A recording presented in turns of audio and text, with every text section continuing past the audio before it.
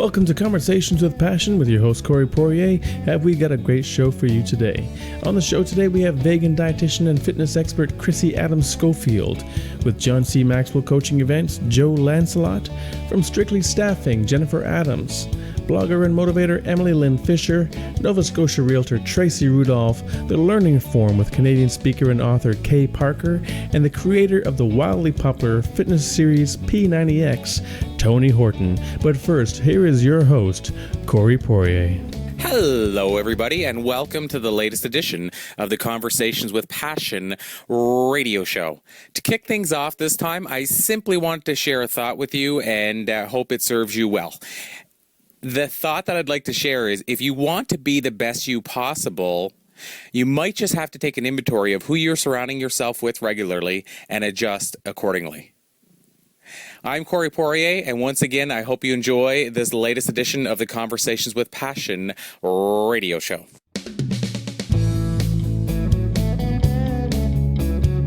Krissy Adams-Schofield is a vegan registered dietitian, WBFF Bikini Pro, fitness expert, published writer, fitness model, and is passionate about the long-term health benefits of plant-based diets and the ethical treatment of animals. Go to plantpoweredlifestyle.com to learn more. Here is Krissy Adams-Schofield. So, Krissy Adams-Schofield, thank you so much for joining us today, once again, on the Conversations with Passion radio show. One of the things, Krissy, that is really important for our listeners being busy professionals, I believe, is A, taking time for themselves, and B, making sure that they're healthy enough that at the end of the day they still got a little energy left for whether it's the kids or maybe they're type A and it's whether they just, it allows them to get more work done at the end of the day. And of course, I think that comes back to how we eat and whether we exercise or not. Mm-hmm. So that's why I want to bring you on the show once again. So maybe, Krissy, for our listeners who didn't hear your earlier visits to our show, maybe I'll get you to tell us a little bit about your background, about why you got into fitness, and what that's evolved into today, where that brings you to today. Absolutely. I just want to say thanks for having me again. I'm excited to be here. Just a little bit about my background. I am a registered dietitian and personal trainer, and I've done a little bit of fitness modeling and fitness competing.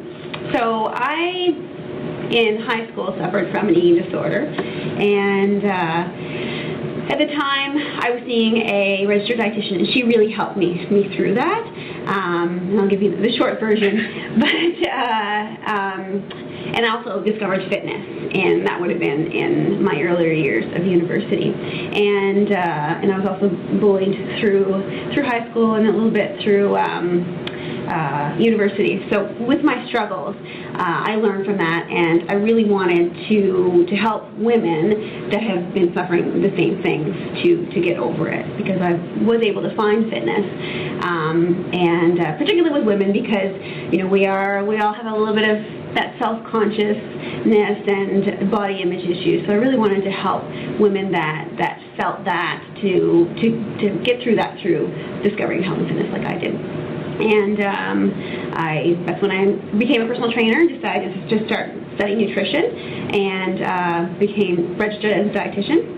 And at the same time, I started to get involved in the fitness competitions, which kind of started my hobby, and it really shaped my business at the time, because I started to help women as well who were kind of trying to reach that ideal. And throughout the whole thing, I really tried to keep health as my main priority, because oftentimes I can get kind of lost along the way, because when you focus on more about how you look, you might not always think about putting your health first. And through that, I actually had my own health problems. Last year, I had a lot of injuries and a few health scares, and I actually discovered veganism along the way. Thanks to my husband. He actually was the one that introduced it to us, and I was hesitant at first, but decided to give it a try and did some research, and it's been a year now that I've been a vegan. So and so my business has sort of evolved again from the fitness industry to doing more of a plant-based, natural diet. And I just recently competed in my first competition as a vegan, not my first competition, my first one as a vegan. And I feel the best I ever have. And now with my business, I'm really trying to bring it more to show people that they can either compete or reach their goals in a healthy way, and that they don't have to use extreme measures, and with the benefits of eating more plants and incorporating more plants in their diet. Wow, and so I want to dive into the vegan lifestyle, because I'm going to learn a bit about this too as I go, but at the same time, something you said there that I want to dive into, because I say this in the best possible way, but I think as men, we don't realize necessarily what women go through, and it's a generalized comment, because obviously it's not, some men primp themselves up as much as any woman, and vice versa. There's tomboys that couldn't care less. Mm-hmm. But what really opened my eyes as a man who didn't realize, how things might impact the female perspective versus the males, mm-hmm. when it comes to, like you said, self-consciousness and what have you. Because, it's that thing women say, oh, man, they can gain weight and it doesn't matter and all this kind of stuff. But one of the things that really spoke to me and showed it to me was this whole campaign that was online for a bit about no makeup. Mm-hmm. And how much of a struggle, and of course, not judging anybody, I mean, it's personal opinion and touch.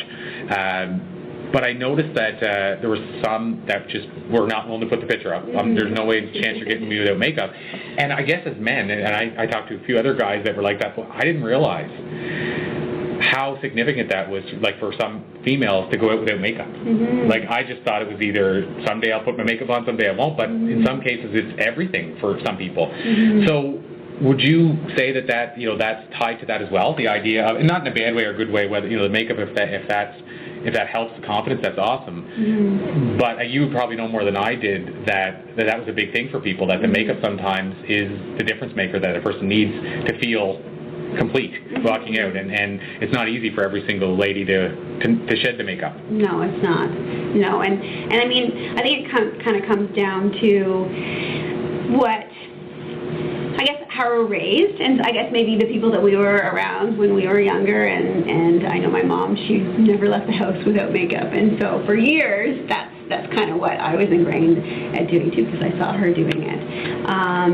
But that has a lot to do with it, and also your peers that you hang around with as well. That I really love that campaign, because it does really empower women to show us that that's what we see in the media, and that's kind of what we're expected to look like, and we have this kind of expectation when really we should celebrate our natural beauty and what we are without makeup. And it was really great. I didn't have time somebody did tag me in, and I didn't have time to post my no makeup picture, but I totally have no hold back about that. Well, it's funny. I didn't do it, and I should have. But I was worried about the backlash of doing it. You guys do it. Well, what, put makeup on, or no?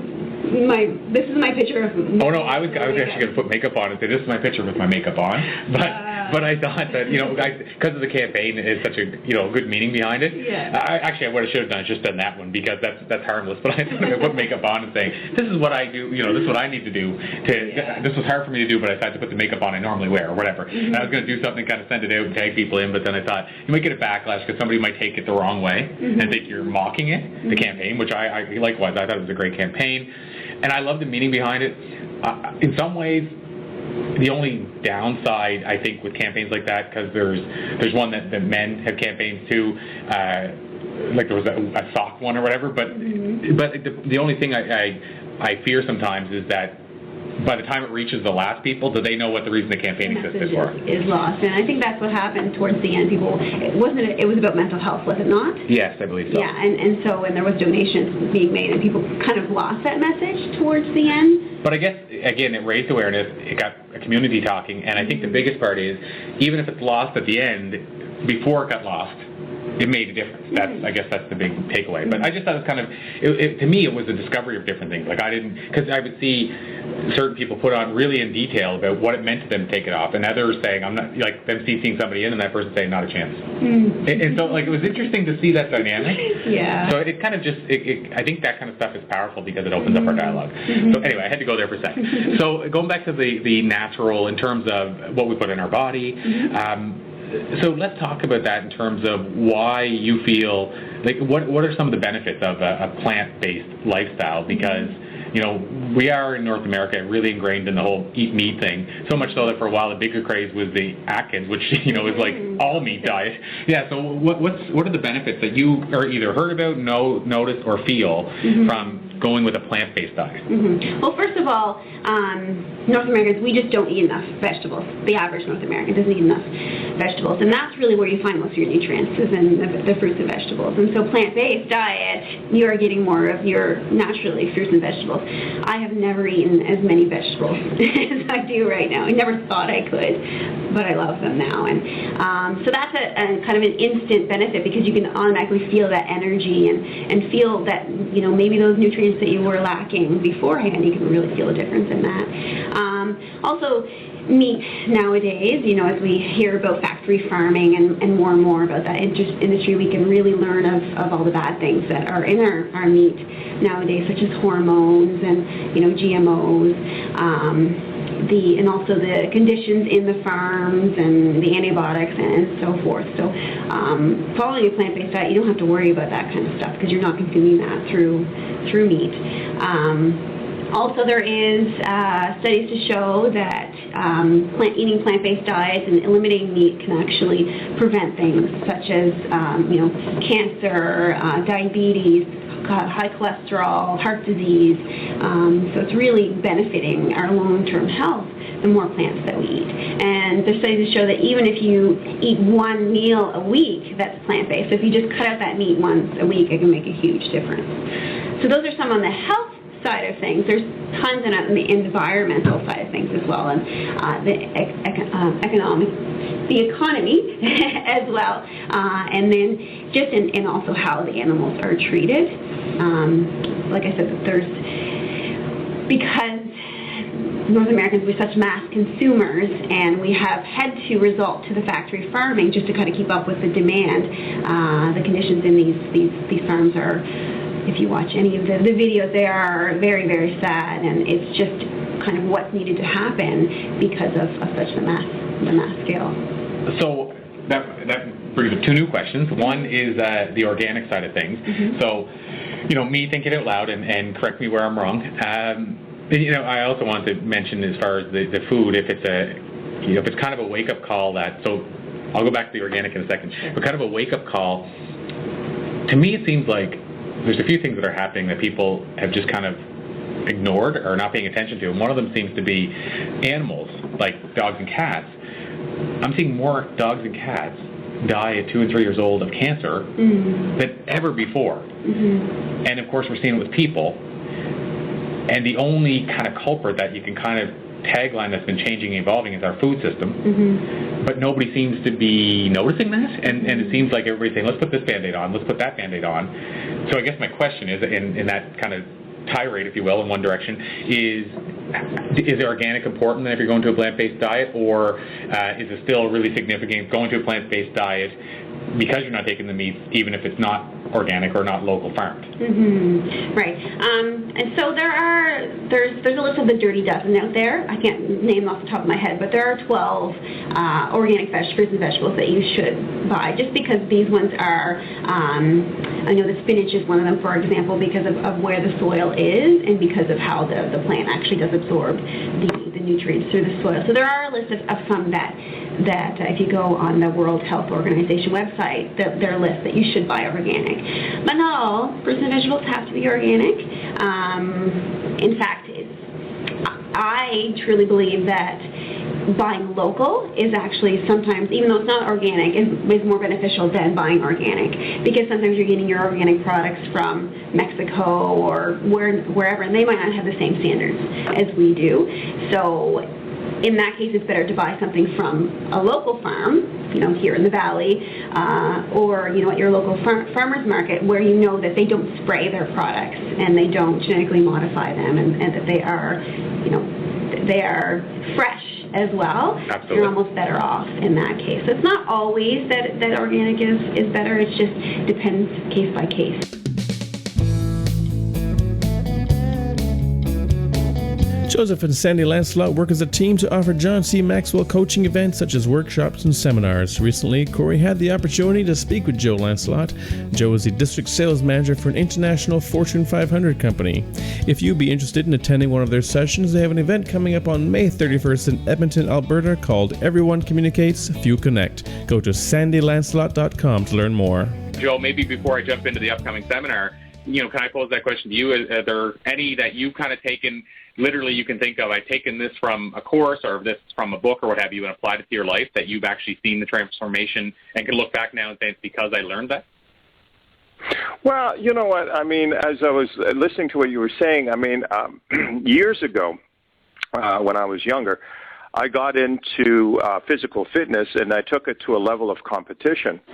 And that was really in the bodybuilding world. And I think if there was a lesson in that whole experience for me, it was all the things that we did on a daily basis in different areas that would give us the ultimate results. And I'm talking about, and of course, Darren Hardy talks about calories. Just a few calories can change your result over a long period of time, and in both directions. And I really noticed that through my experience in bodybuilding.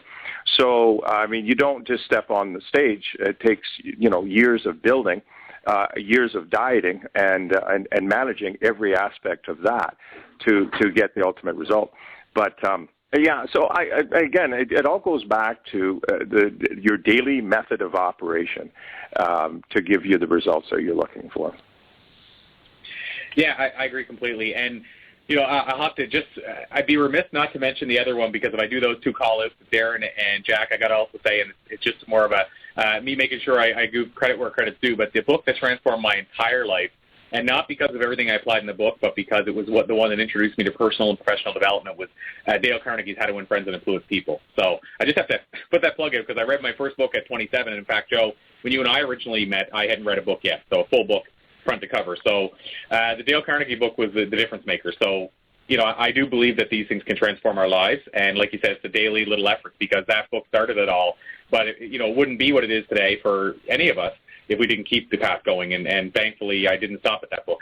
So awesome. That's very powerful stuff. And Joe, that's maybe a great segue into your upcoming seminar, because, of course, it's on, and I'll let you talk more to this than me, but it's on communication. And, of course, I don't know if there's anybody known more for professional speaking, communication, the power of public speaking than Dale Carnegie. Somebody who did, I think it was 1 million, I think he coached 1 million people into public speaking over the time of his courses that he ran in New York. So to jump on to the communication side of things, Joe, maybe you can tell us a bit about your upcoming seminar and why the focus on communication for this one. Okay, well, actually, the title of the book and the title of the seminar itself is Everyone Communicates, Few Connect. And the thing is that great leaders all have things in common. They have an ability to connect one-on-one, small groups, or large audiences. And so what John C. Maxwell did is that he studied all of those leaders to see what was in common, and especially in the communication. So what we're going to be teaching in the course is that there's 5 principles on communication and 5 practices. So we're actually going to get people participating in the workshop and becoming more effective communicators. Because you know what? I've seen a lot of people that will deliver a message in a public forum, but not really connecting with the audience. If you can connect with your audience or with the people that you're talking to, then you can have influence. And if you have influence, then you can move people in one direction or the other. But of course, the idea is to have positive influence on these people. So this is a seminar that we're very excited. We've conducted it many times. We've had great results, with the audience. And we've got people coming back over and over again to get another piece of it, because, again, you're not going to capture everything the first time. So this one here, we're going to be doing it at the end of May in Edmonton, and we expect to have great results from the seminar that we're going to hold there. And Joe, so it's in Edmonton. What's the location at? Has that been determined? The location right now is at the Fantasyland Hotel, and May 31st. And we typically start a seminar at 9:30, and we go through till 3:30.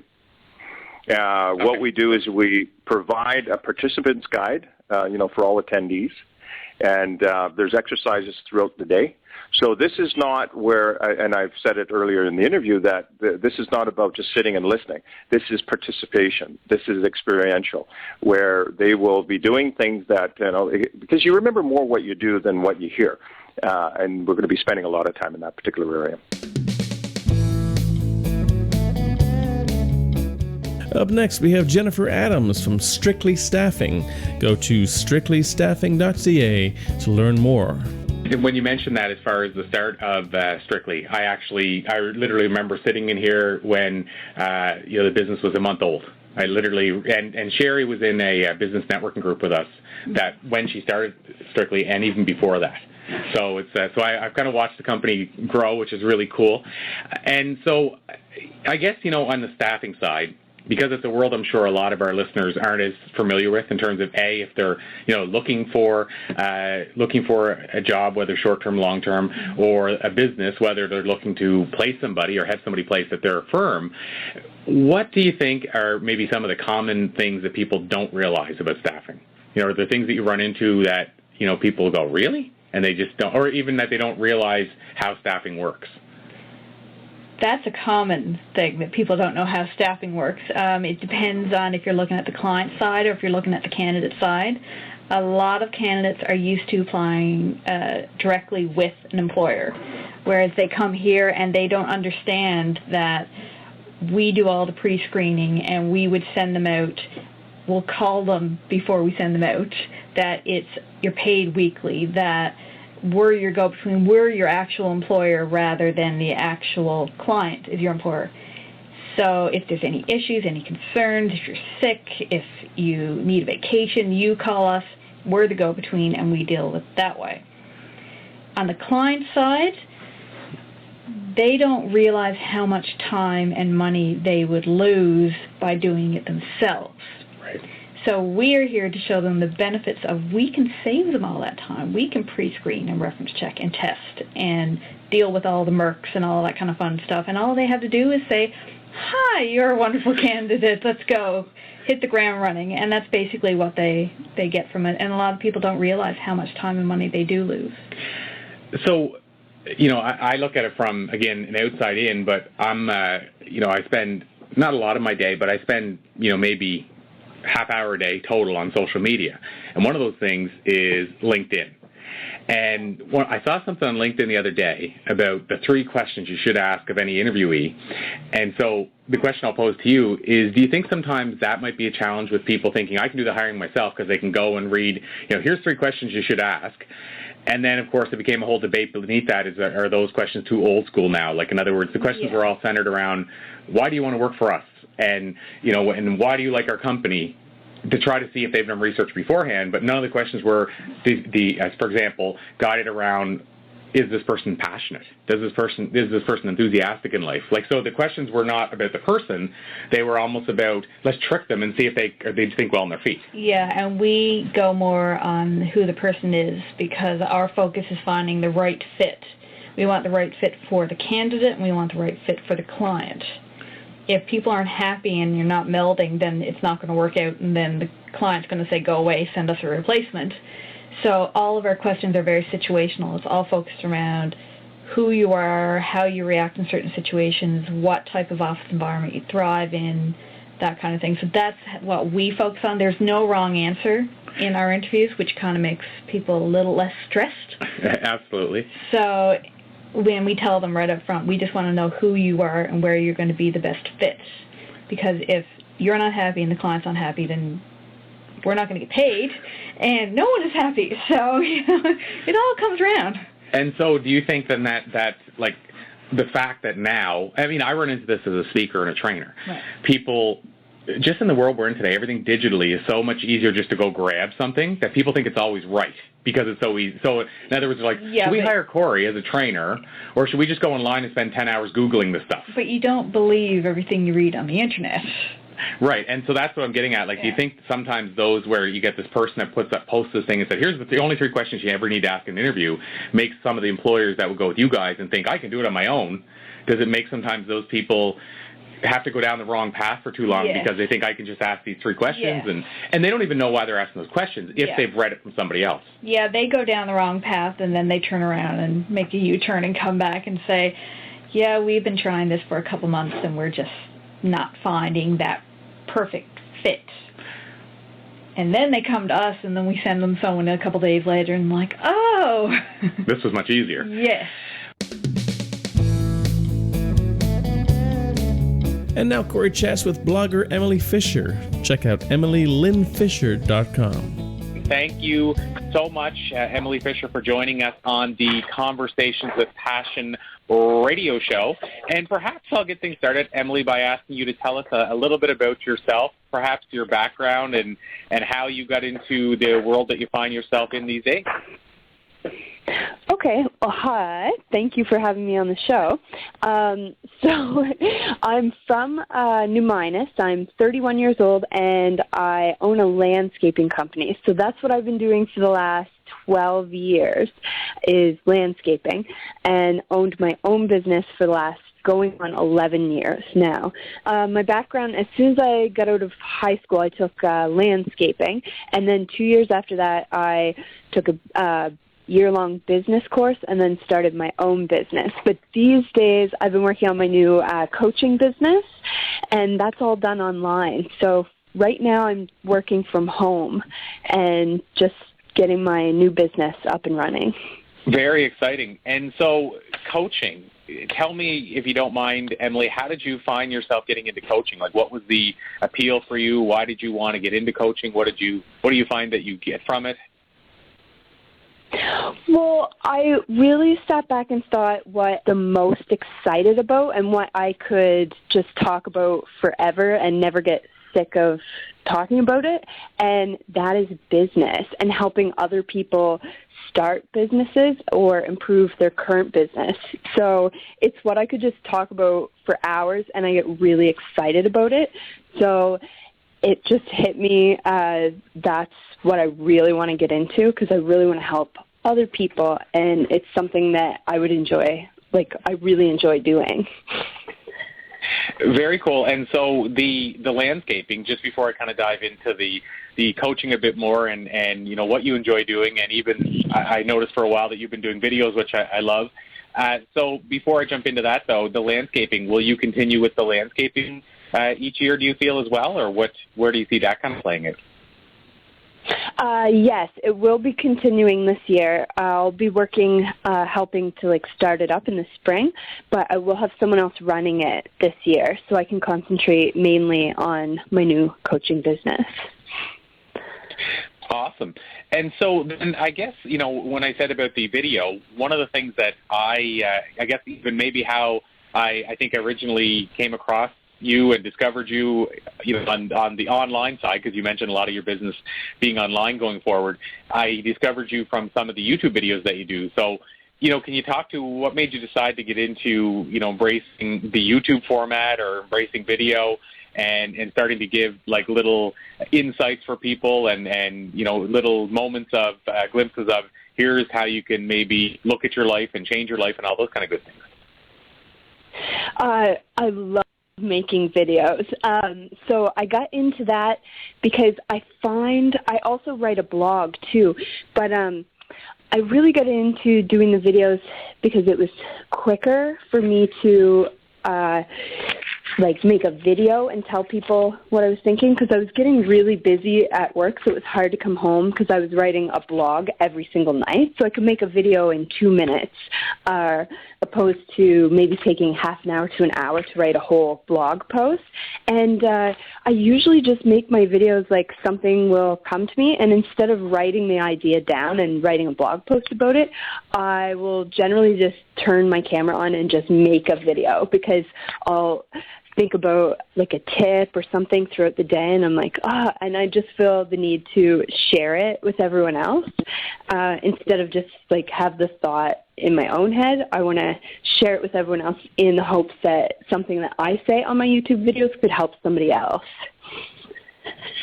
I love that. And so I guess then, Emily, if we talk about video, because our listeners, of course, are like, you and I, where we're all trying to figure this whole social media thing out, and the transition from offline to online, and trying to figure these things out. And video, some people have embraced, and other people are kind of, shied away from it.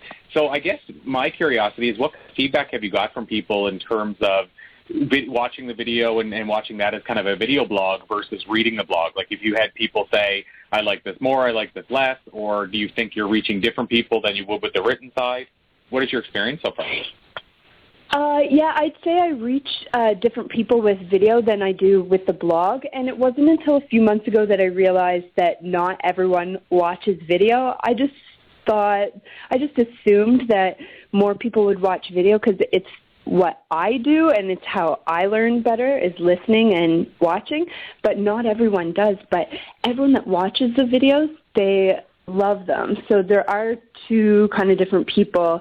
So mainly the people that read the blog sometimes watch the videos, but the people that watch the videos sometimes will read the blog. But like, they're kind of two different audiences, but they kind of like mesh into one. The feedback's really good.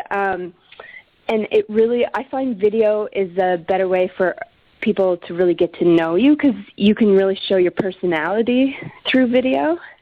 And I just love making them too. And I like to make people smile and laugh. So some of my videos I find are a little bit funny, and I can get that through better through video than I can writing. So I enjoy making them, and people tell me they enjoy watching them too.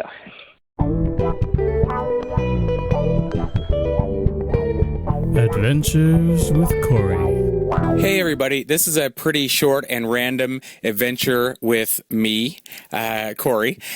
And it's simply just to share that this past week, to play a part in my new music video, I made the decision to go and get hair ripped out of my chest and stomach, a.k.a. To get my chest and stomach waxed. And I just wanted to share my verdict after the experience. First of all, it is definitely not as painful as I thought, but definitely not as pleasant as, say, perhaps a massage. So take that knowledge as you will and use accordingly, but I will tell you, as I stare down right now at my bare chest and stomach, that to make the video work, it was worth it, but at the same time, I don't know that I would do it again for personal pleasure. Thanks, guys. Hope you're having an awesome day. Buying or selling a house, some of the things you should know about. Corey talks real estate with Nova Scotia Realtor Tracey Rudolph. Go to traceyrudolph.ca. That's Tracey with an E. I just wanted to take the time to, of course, welcome you to the Conversations with Passion radio show. And maybe we'll start off, Tracey, by getting you to tell us a bit about your background and how you got into this whole real estate world and real estate game. Sure, wonderful. Thank you for having me on the show. I'm happy to be here. Well, basically, I have a background in marketing and advertising, and I put that into play when I worked in Toronto for 11 years. I did everything from business-to-business consumer marketing to pharmaceutical. But I wanted to come home, so back to the Maritimes I go, and I had a family member that was in the business for close to 20 years, so I was excited about keeping the marketing going, just at a different aspect. And that's how I fell into real estate. Wow, so it's what I love about what I get to do is I get to talk to a lot of interesting people and hear a lot of unique stories. And I have to say that's the first time I've heard that story in relation to how somebody got into real estate, which is kind of cool. So the idea of coming in from the marketing angle. So does that mean then, Tracey, that you enjoy the marketing side of being a realtor? Absolutely. I love the meeting people part too. I love being home. I'm a big advocate of being here. So everybody I did meet in Toronto, I convinced them to come back here to get married. We have people that will come back to the resorts every summer, and if they could, they would live here as well. Some people actually did move here and married family of mine. But so meeting people is great, but the marketing aspect, yeah, it helps me help to market homes. If people want to sell and they have to go somewhere, I can just use that and leverage all my background using that as well. So here's an interesting question then on the marketing side, because obviously a lot of my background is in marketing as well, and marketing intrigues me. But what really intrigues me is how, some industries you can be extremely creative. Some industries you have to find a way to be creative so you can be creative. And real estate has always kind of struck me as an industry where, because you go through so much licensing and because there's so much governance, an industry where you maybe don't have as many options on the marketing side to get as creative, let's say. Is that the case? And if it is, how do you kind of rise to the occasion on that? So in other words, is there some regulations where, obviously you can't mislead a customer, but I just mean, I think there's certain ways you can't use the brand and have certain things. Well, you're absolutely right. There's a lot of strict regulations, and there's a lot of measuring and things, ownership that fall upon us, so you could get sued. But what I try to do is take a house like it's a product, and I know it's a home, and we want to show that home in its best light. So I work with stagers. I come in. So you might have your house perfectly furnished for everything, but we might switch things around or change the artwork around to make the flow better. So if you're doing an open house, people can walk in, they're not feeling obstructed, and they see the house in the best light. And then when I do photography, I use a professional photographer. I don't do it myself, and that comes back from the advertising world. That's their business. They know how to capture the best moments, and then I take that and market it and show it to the world so that people can fall in love and get to your home and see it. That's a perfect answer. That really explains it well. And so I guess then, if we dive into the real estate side, so the actual business side and the industry side from, say, a buyer's point of view, what do you feel that, if you think of a new buyer or you think of somebody who's bought multiple times, because obviously those are two different answers, but what do you see as maybe the common myths or the common mistakes that people might make either on their first home or just in general?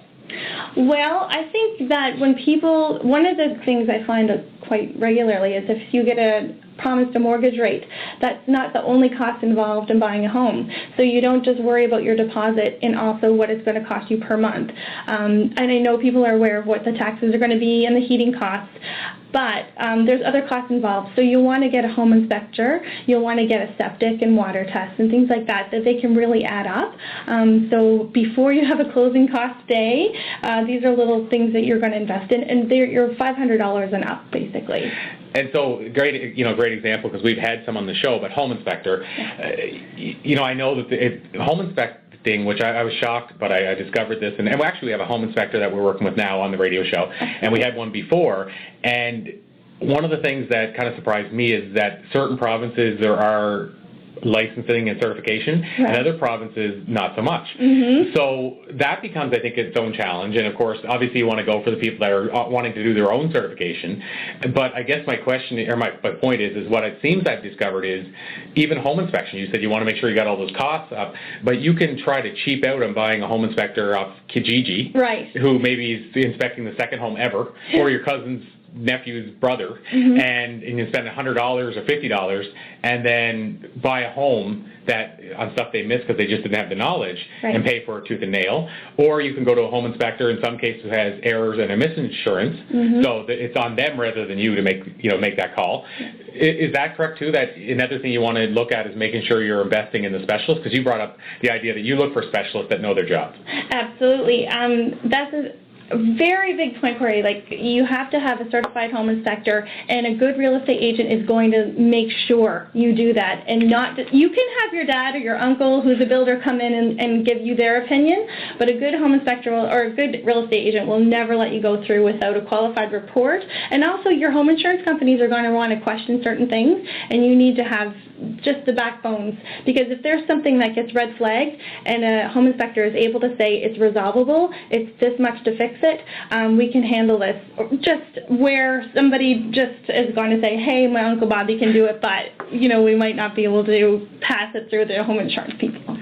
So. Well, and I guess it's comparable to getting your car inspected, and you can have your stepfather fix the hole in the bottom of your car, but if he fixes it and all of a sudden you go in to get the inspected and they can still see where the hole was and there's still fumes coming up through there. Yeah. It doesn't mean that you saved any money. No, just because you could do it theoretically. Absolutely. And oftentimes, too, when I list a house, I'll have it pre-inspected by a certified home inspector, and I'll make that report available to people because a lot of times people are looking from away.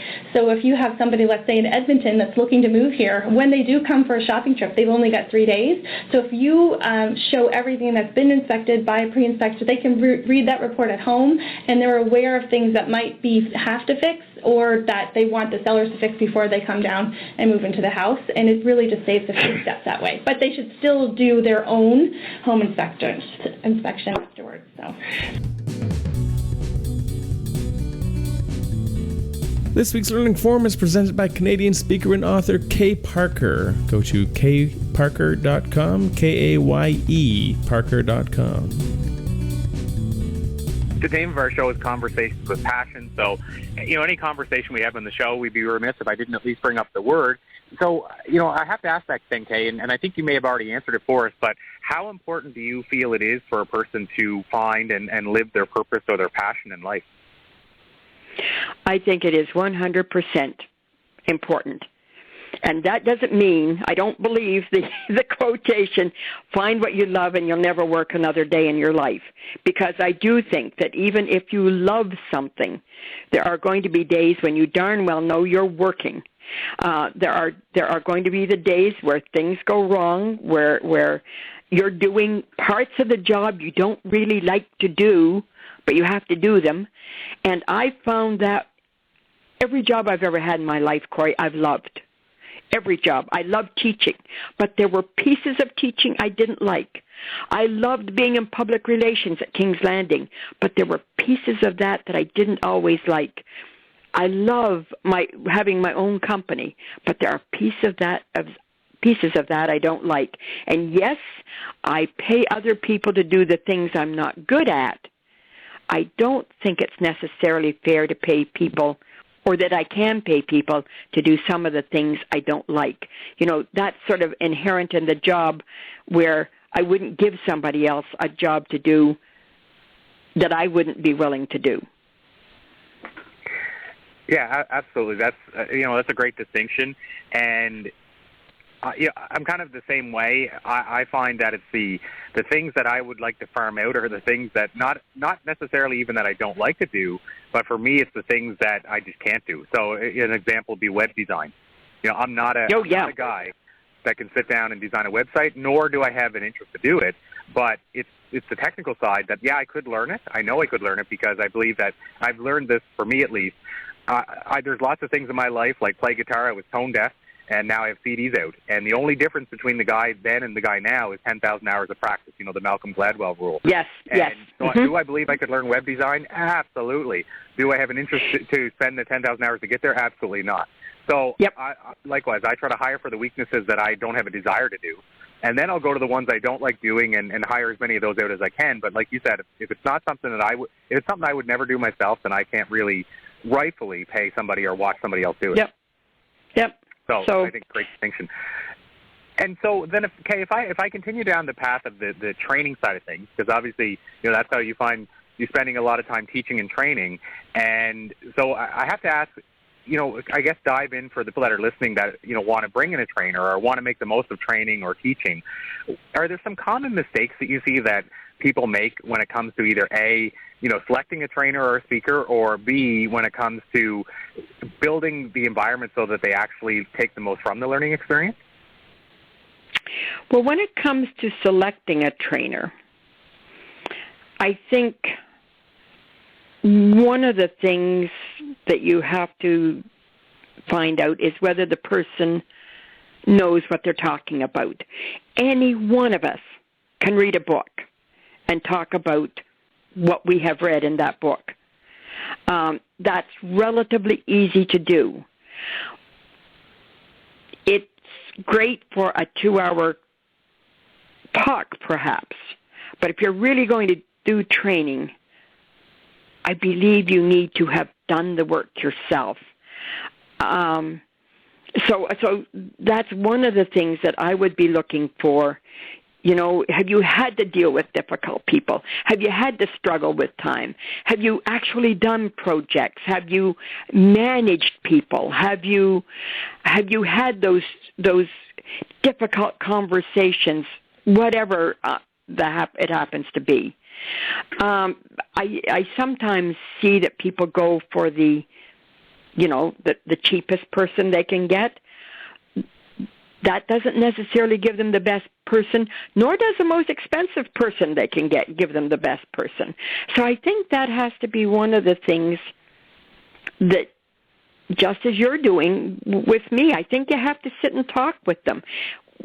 I don't believe we have enough conversations, and it is one of the things that bothers me a little bit about our dependence on technology, our distancing ourselves from having real live conversations with people. Toni Horton is the wildly popular creator of the best-selling fitness series Power 90, Power Half Hour, Power 90 Master Series, P90X, P90X2, 10-Minute Trainer, One-on-One with Toni Horton, and his latest 30-minute Dynamo P90X3, which I am currently on week 8. Toni is a world-class motivational speaker and the author of top-selling books Bring It, Crush It, and the incredibly motivating The Big Picture. Here is a conversation with Toni Horton. Toni Horton, thank you so much for joining us on the Conversations with Passion radio show. And it's great to finally be talking to the gentleman responsible for those P90X videos that I loved and hated so much. Yes, there is so much love and hate, isn't there, really, when it comes to that P90X? The hate of actually doing it, but the love of the results, that's the story of life. Absolutely. So, Toni, perhaps I'll ask you to maybe start by telling us a little bit about your background for our listeners who maybe don't know the P90X story. How did it all start, and how did you get into the whole fitness world? Well, the abridged version was, when I was a young kid, I was not athletic at all. My father was, but I wasn't. I didn't gravitate toward team sports. I liked things like skiing and rock climbing and things like that. That was just me against the elements. But with that said, I was not a great athlete at all. So I came out to California, and I discovered that there were gyms on every corner out here. And typically on the East Coast of the states, you don't see that. You see them on college campuses or in a high school gym, but you don't, at least not in the 70s. You didn't see aerobics classes and bodybuilding gyms and all this kind of stuff everywhere.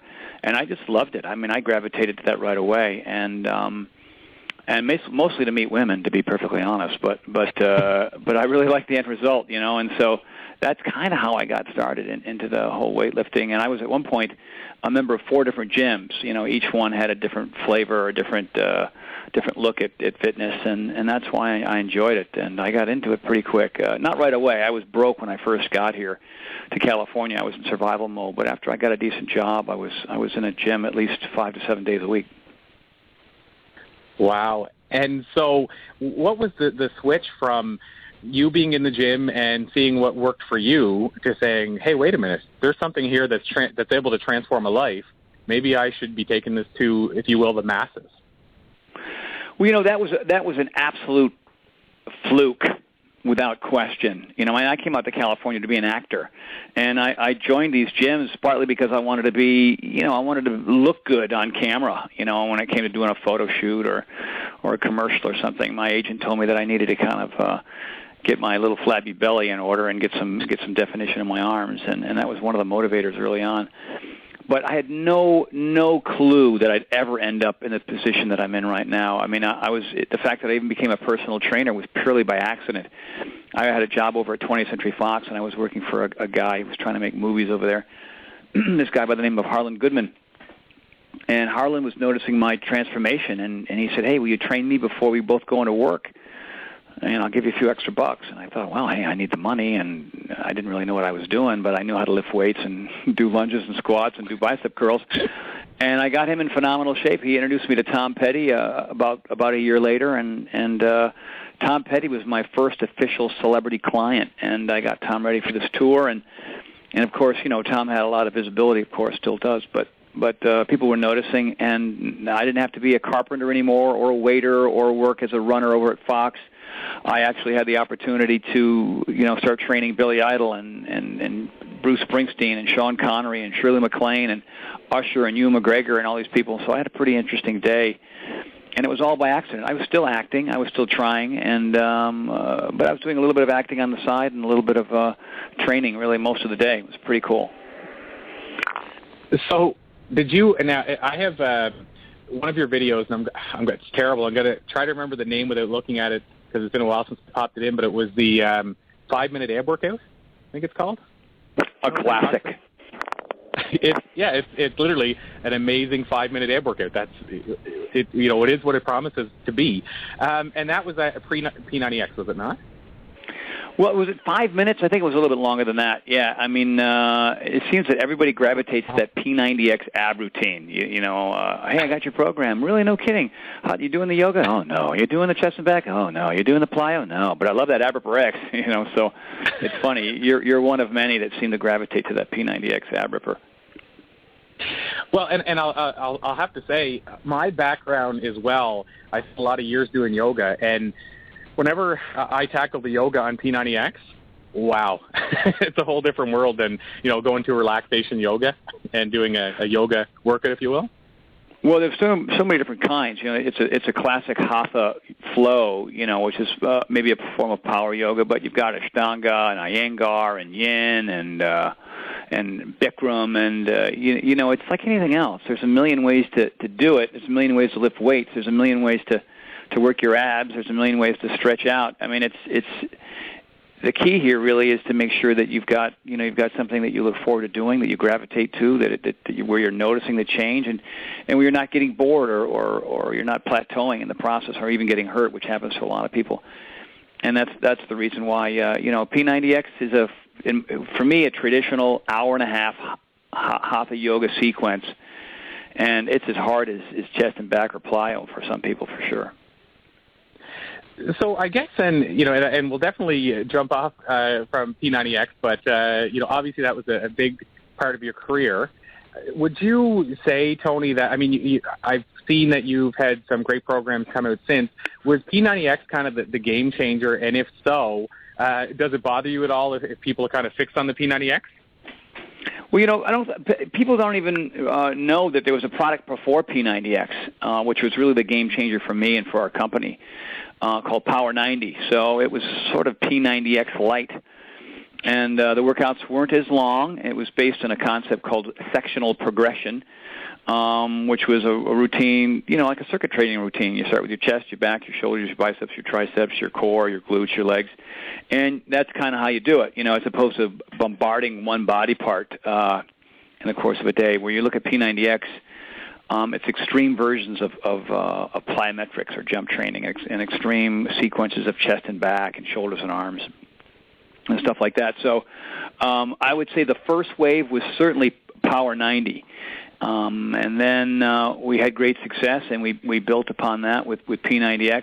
Certainly P90X was the biggest thing I had ever done, bigger than Power 90 and more successful. We sold more copies, and it became worldwide, partly because there was a lot of unsolicited celebrity endorsements. When you're hearing that your favorite rock star or sports athlete is using a fitness product, that in conjunction with the fact that our infomercials were pretty powerful with the before and after pictures, and the word of mouth factor with people that were changing dramatically for the first time in their lives.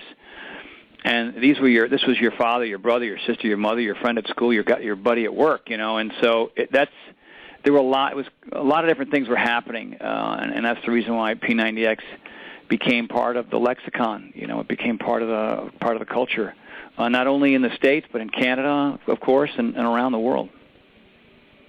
And it still sells well, does it? Like it's still? Oh yeah. It's still on the air. It's almost 10 years old. We've created and sold P90X2, and since then, and P90X2 has not been as big as P90X.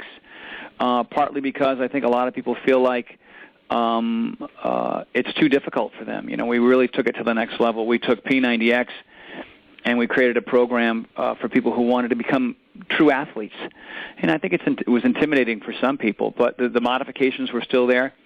And the people who, did pull the trigger on P90X2 had unbelievable results. It's a skill-based program. We have to spend part of your time learning the movements. You don't just kind of dance around and throw kicks and punches and do bicep curls.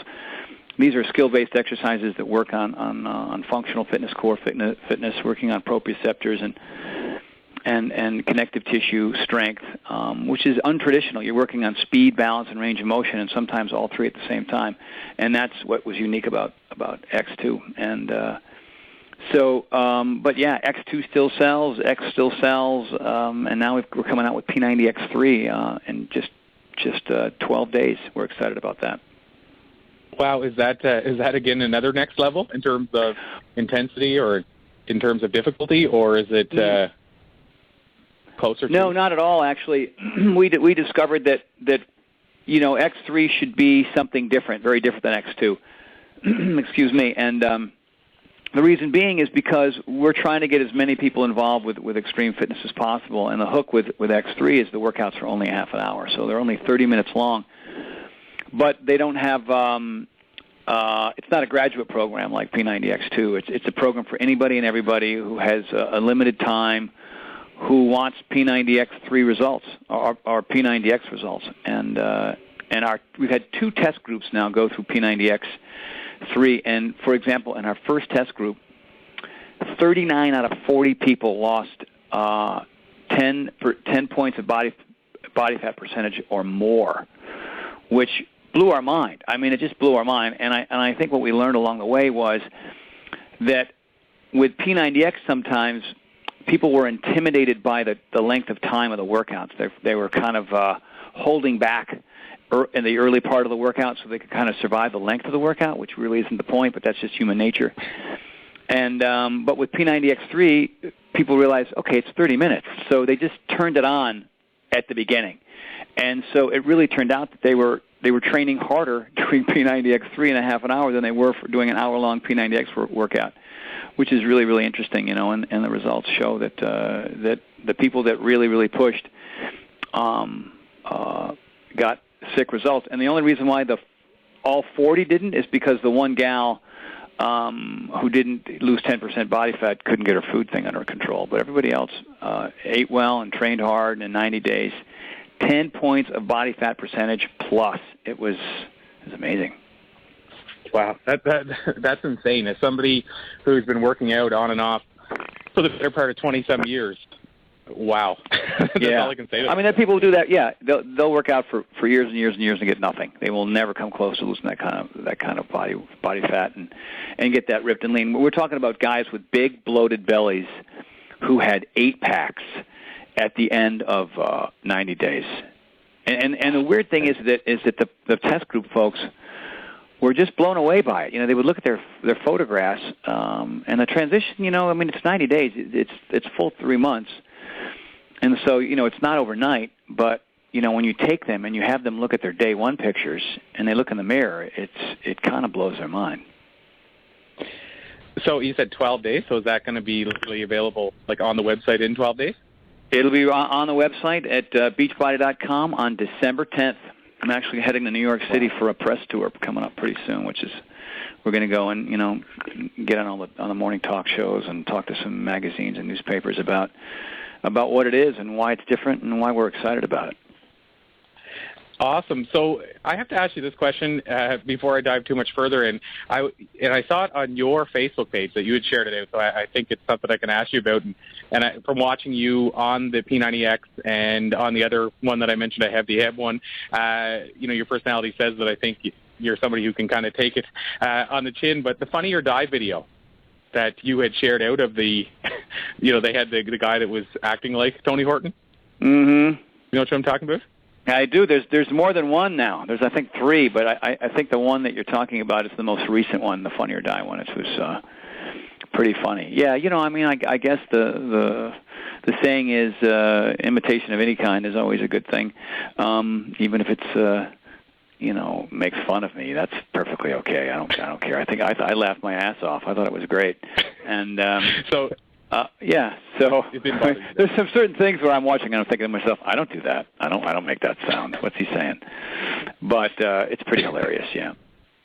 Yeah, I just wanted to get your take on it because I knew it was you that I saw had shared it out, and maybe it's one of those things that you're better to share it out anyway than get bothered by it or not comment on it or what have you, right? Yeah, I don't know why anybody would be irritated by that kind of a thing. I think it's pretty great. I mean, it wasn't like he was saying horrible things about me as a person. He was just making fun of the the modifications and some of my quirky sayings. I've got a few for sure, but that's okay. Yeah, that's the reason why I sent it out to everybody, because I thought it was pretty funny. Well, and the thing is as you said, I mean, I think personally that's what makes your brand, the Tony Horton brand itself, work, is because of those mannerisms, if you will. I mean, those are the things that make you stand out rather than watching a program where somebody's really dull or you're watching a program and it's all monotone. I mean, you're as much of the brand as a P90X is, in my opinion, when I'm watching the program. Well, what I'm trying to do with the silliness is to keep people interested, because exercise is hard enough. So if you're going to treat it like rocket science or you're going to scream and yell at people like a drill sergeant, I don't know a whole lot of people that's appealing to.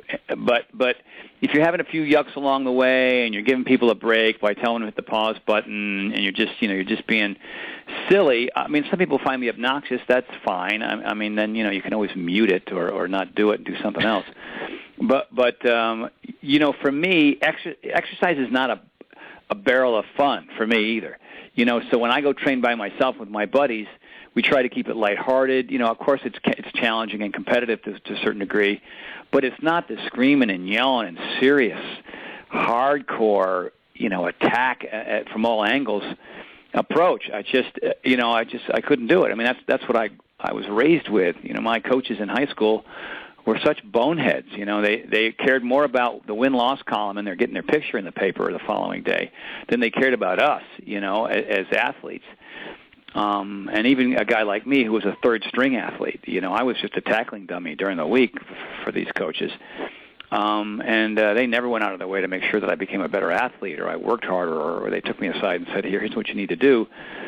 And I wanted to do it differently. I mean, those experiences you have as a kid, when they turn out badly, you think to yourself, okay, well, what's the opposite of that? Have some fun, make it lighthearted, but still make it effective. And that's all I've ever done. So you were talking about the results and now, the term effective. I think it's a good segue. We had Chalene Johnson on the show, and she had good things to say about you. And she's very sweet. She's a rock star, yeah. Yeah, both being on Beachbody and how you guys kind of started when Beachbody was smaller than it is today.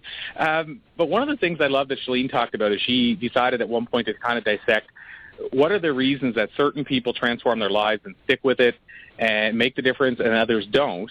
So I'd like to pose the question to you, Tony. What have you noticed about the difference between the people who make the transformation and the ones who actually don't? Well, there's a simple answer and there's a slightly more complicated one. I think the first one is you are the company you keep. So if you're hanging out with a bunch of rock climbers, and that's your circle of friends, you're probably going to rock climb. You know what I mean? If you're sitting around with a bunch of couch potatoes, you're probably going to sit in the couch.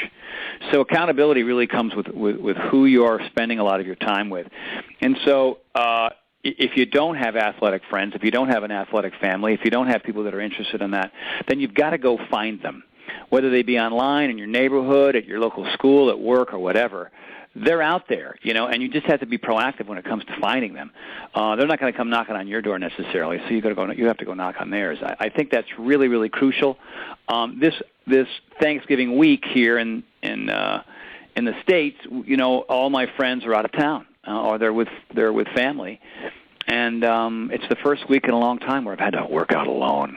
Oh my God, it was so hard to walk into my gym and do 24 sets of chest and back yesterday by myself. Ick.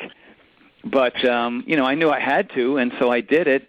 But it's so much easier when I know people are coming over. And I schedule workouts 7 days a week, and there's always somebody here to do it with, and it's so much more fun, more productive, and there's a much, much, much, much greater likelihood that I and my friends will show up when we're all meeting to go do something. The more complicated, longer answer is this. most people don't have a good purpose. The reason why stinks. And so they're far too often training with the hope they're going to look different in the future.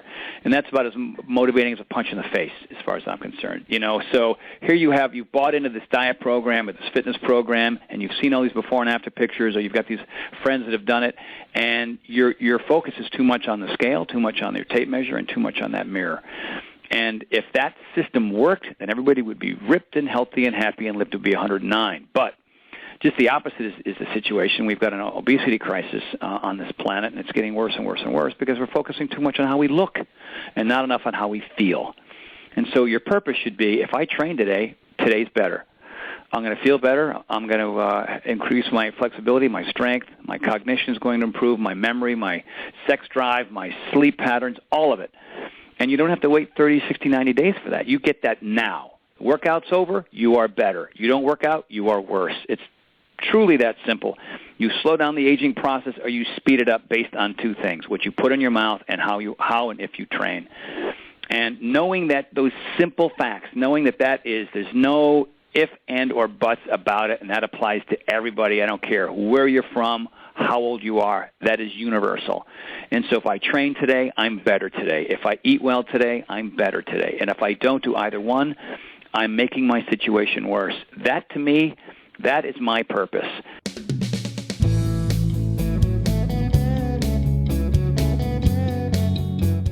Well, everybody, there you have it. The latest edition of the Conversations with Passion radio show. 3 takeaways for me this time. First, from our conversation with Emily Lynn Fisher.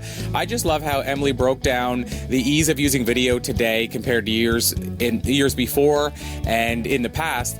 And, just kind of shared the idea that video with today's technology, simply you can record a video and pretty much have it up within minutes. And she talked about how it's even easier than print. Hard to believe we'd ever get to a time where recording and posting a video would be quicker and easier. So that's a big takeaway, I believe, for those of us who are sharing content and looking for effective and efficient ways to share content. From our conversation with Kaye Parker, I love how Kaye talked about the importance of maintaining that human connection with people, because I think that's something we can hear over and over again and never hear too often. Just that idea that, we are losing our human connection in a lot of ways whenever we focus on technology, and it's ever important for us to try to maintain that human connection whenever possible. Finally, from our conversation with Tony Horton of P90X, I really love through our conversation how Tony broke things down in a way that simply said, here are the key things you can do to improve your life and make sure you don't make your life worse. And the 2 big ones that I love that Tony focused on, and I think it's something we can all really kind of start applying to our life pretty much tomorrow, is A, to really focus on what we're putting in our mouth and into our body, and then of course B, to focus on what we're doing to our body with exercise and the like. So just A, what we're doing in the way of nutrition, and B, what we're doing to our body in the way of exercise. Those two things are ultimately going to determine whether we have positive or negative life experiences. Thank you, everybody. And once again, I'm Corey Poirier, and we will catch you next time.